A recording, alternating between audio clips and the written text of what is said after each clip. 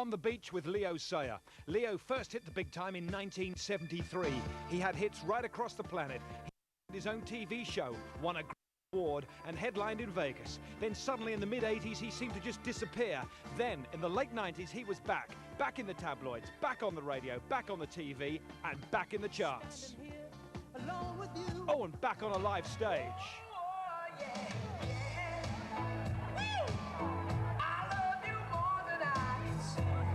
So Leo, why this beach? Shanklin on the Isle of Wight. I love the Isle of Wight, and I think this. I remember I used to come here with my parents when I was a kid, and I just love this beach. And I've got a painting of this actual bit that we can see in the background at home. This is Aptley Beach in Shanklin, and there's an Aptley Beach in Ryde, which is the famous Aptley. Yeah, but I think this is the nicer one. No, it's a nice spot, man. Now, were you a bit? It's great early in the morning like this as well. This is gorgeous, isn't it? Were you a bit of a beach boy? Because you're born in Brighton. Yeah, Did you go to spend a lot of summer holidays surfing I was born, and swimming? Well, no, not surfing. I can't swim, would you believe it? For a man who's born by the sea. I come from a town called Shoreham-by-Sea, which is between Worthing and Brighton. And Brighton, I suppose, was the shooting ground. I mean, right from when I was a kid up to the time of the mods and rockets, you know, it was just a standard place to be. What about that Sunday? Were you there with the deck chairs? I think I was around during most of that time, yeah. I was a mod, actually, but I was a pretty terrible mod. But like most kids at that time, we were all rockers first.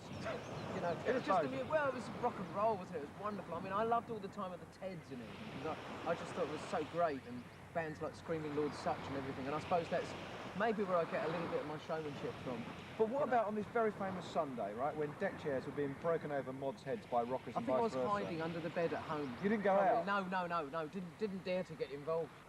Woo, woo! Come on, let's dance! Yeah, yeah! Hey! Yeah, there was ham, there was turkey, there was caviar, long, tall glasses.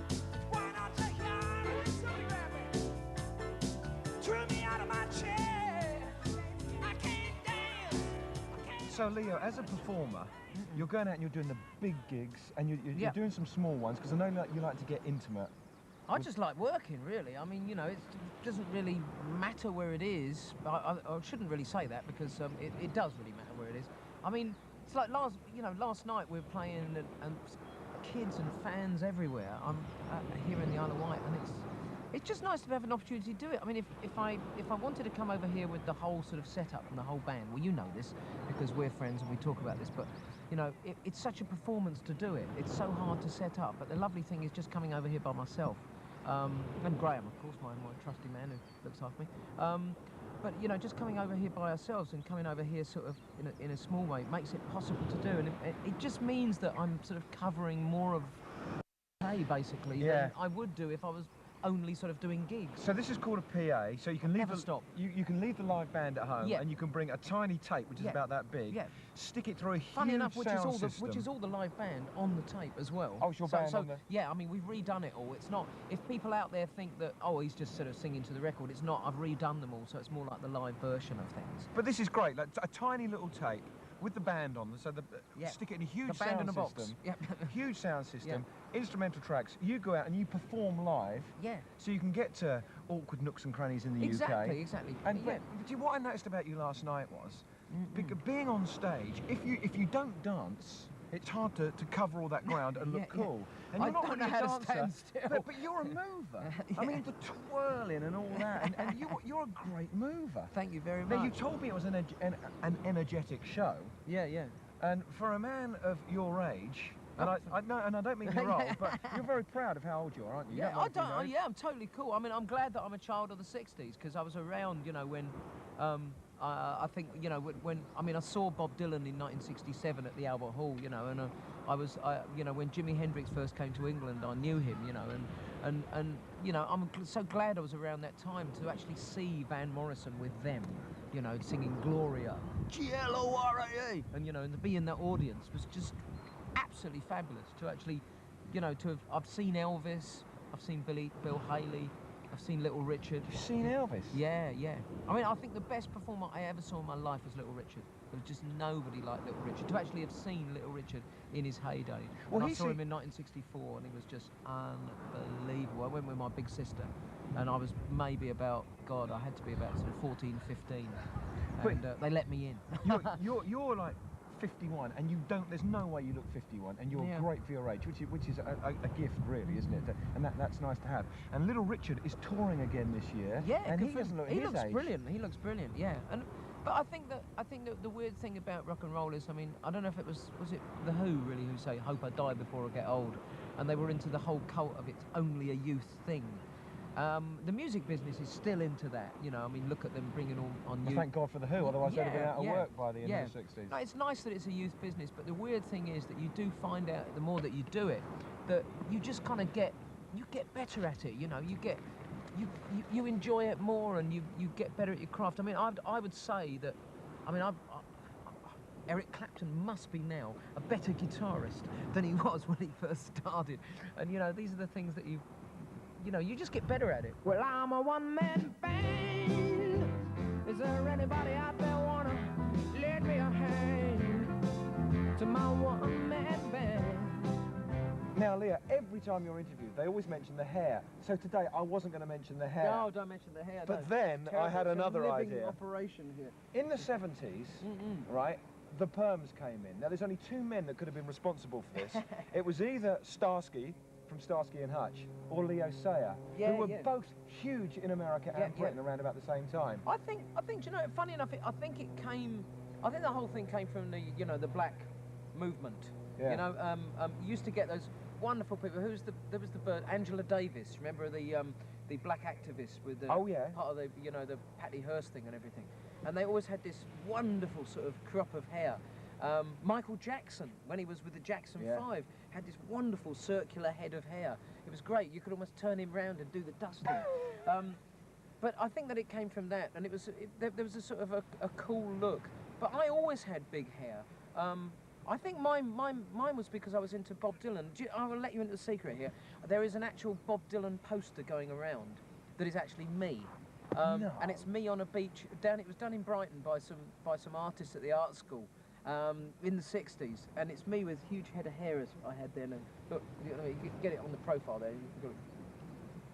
And it was the Bob Dylan pout, you know. That for me and was and Bob there was Dylan. and there was a picture. It was around about the time of Blonde on Blonde, and God, I was just a kid, but I had the profile of Bob Dylan, so they used this damn thing, and because they couldn't get the original, and I think they're still selling it actually.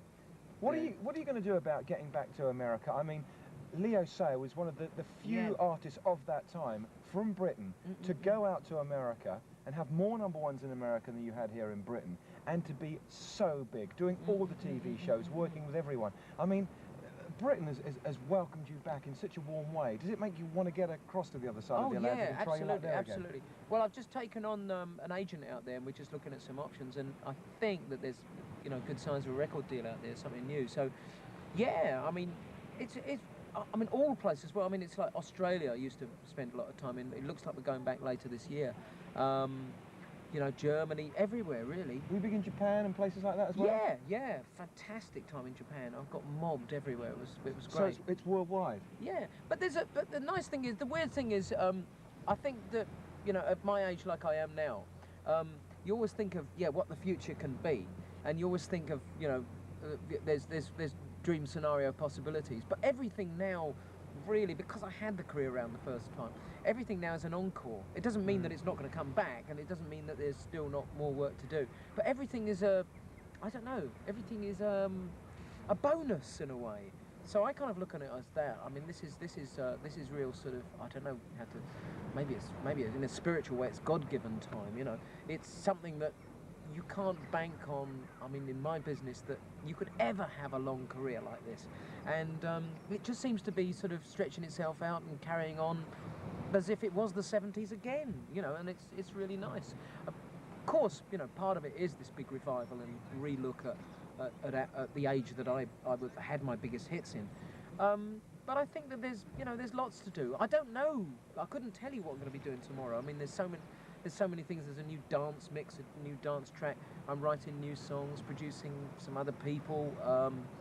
God knows. I like to not think too much about how it's going to be. It's just the future. Yeah, I just take it one step at a time, you know. You make me feel like dancing.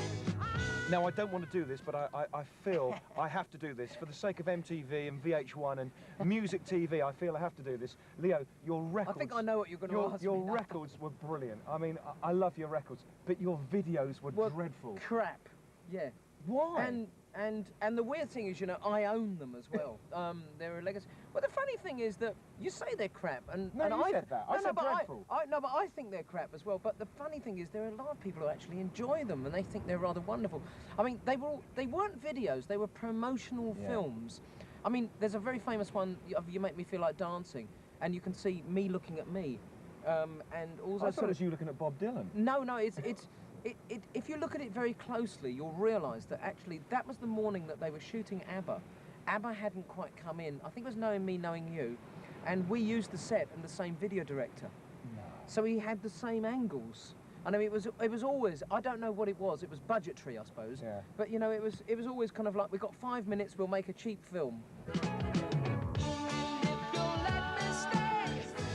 So the one I really remember, and it was probably the BBC, meeting you in Brighton and saying, look, When I Need You's going to be a big hit. Oh, you can't do Top of the Pops this week. Can you toss some pebbles? Throwing pebbles on the beach. That was, and walking across the downs. That was actually, I was playing a concert in Brighton, and Chrysalis Records, who were the record company at the time, didn't have any piece of film to give, and it was mostly news programs actually, didn't have any film to give news programs for When I Need You, and they said that they put it always on, you know, these kind of 6 o'clock magazine shows, you know.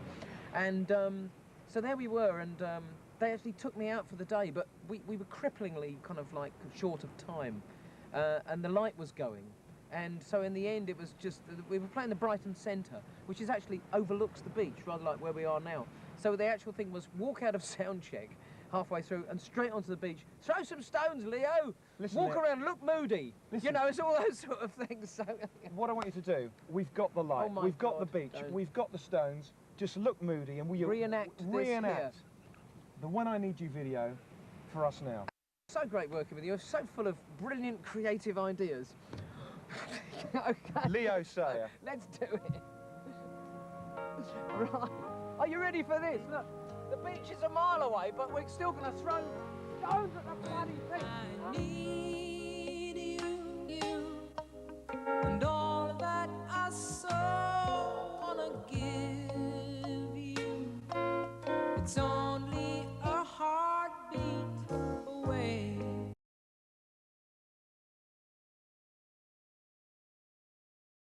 No! Oh! Don't worry, it's all in the cause of art, isn't it?